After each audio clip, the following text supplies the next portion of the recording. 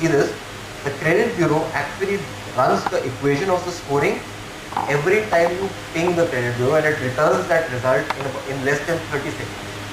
So that's a huge amount of computing and analytics which is going, because you need to be crunching that data very, very quickly and coming out with the result, with the score very, very quickly.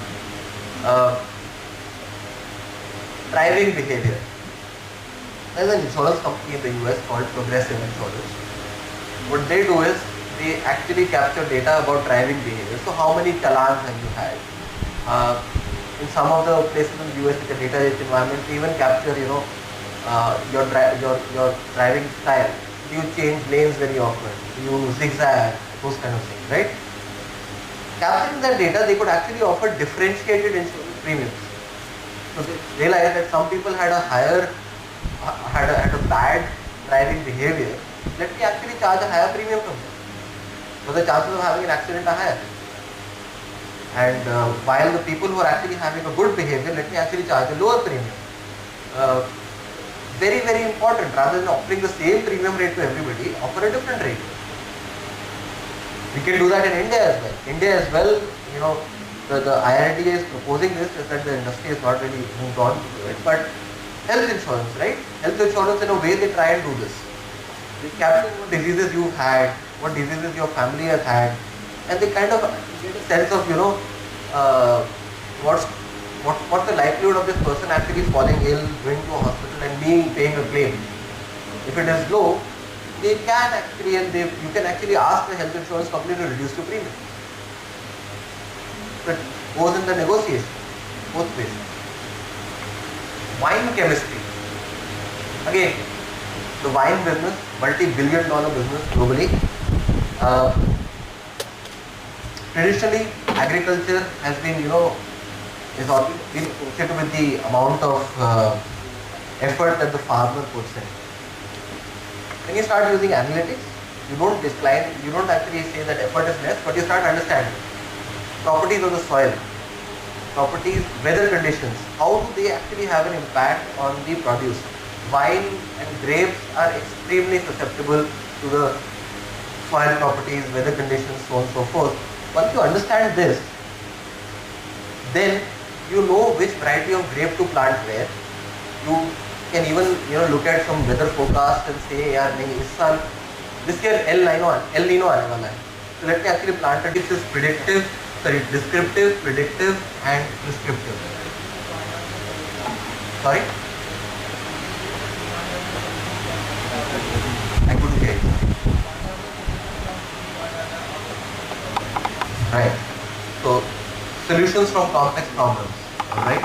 Anything else? Any other guesses? Compilation, gathering, and then interpretation of the data. Compilation, gathering, and interpretation of data. Okay. Any other thoughts around analytics? And don't worry, there is no right or wrong answer. There never is.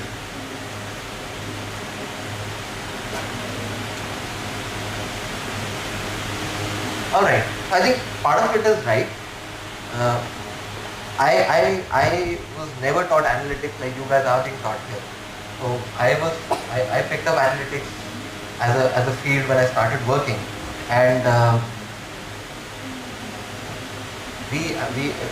have my own version or point of view of what analytics is, and I'll tell you what that is. But you're right. Different people look at analytics in a very different way. There are different interpretations of what analytics is. So people talk of decision support systems. This was something that was the DSS, decision support system. This is something that can be part of analytics or user analytics. Big data. People are talking about big data. People are talking about digital. People are talking about problems like optimization problems involving statistics. People actually differentiate between business analytics and statistics and stuff like that.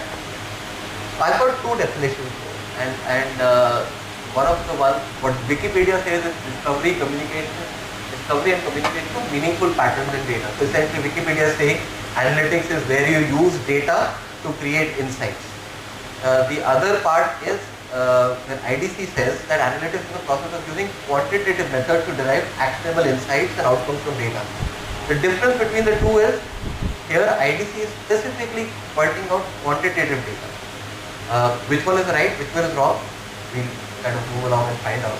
But essentially, all of these pieces become a part of analytics. It's almost like the elephant and the 3 blind men or 4 blind men story, that when you start working in analytics, you will essentially work on one of these pieces, and this will become analytics for you. So if someone is doing digital analytics, for him that is analytics, and versus someone who's working on some optimization problem.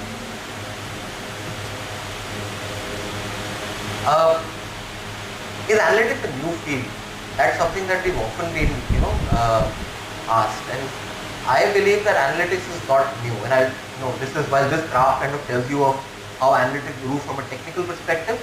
Let me actually take a step back. My understanding of analytics is very similar to the Wikipedia understanding of analytics, which is to say, taking decisions basis data. Part of that data would be quantitative, some of the data would be qualitative as well. So I disagree from the IDC sort of definition. It is data-based decision. Then I'll give you a simple example. How many of you actually stay in Delhi? And most of you, I believe, are not from Noida, Greater Noida, so you would be coming from your hometown, right? Most of you would be taking some form of transportation, either a train or a bus or a flight, correct? How do you decide which train or bus or flight to take? Sorry? Time, okay?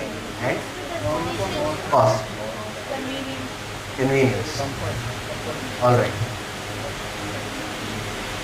Fair enough. So you're taking a decision on what mode of transportation to take, basis the cost, the timing, the duration of the travel as well. I mean, maybe a train is going to take longer than a flight, something like that. And finally the convenience part of it, which is part of the convenience, part of the duration part of it. Now, how do you decide which one is the optimal mode of transport basis? Let's say you have to decide only on the basis of cost. How will you go about deciding which mode of transport to take basis cost? Comparing the options. How will you compare the options?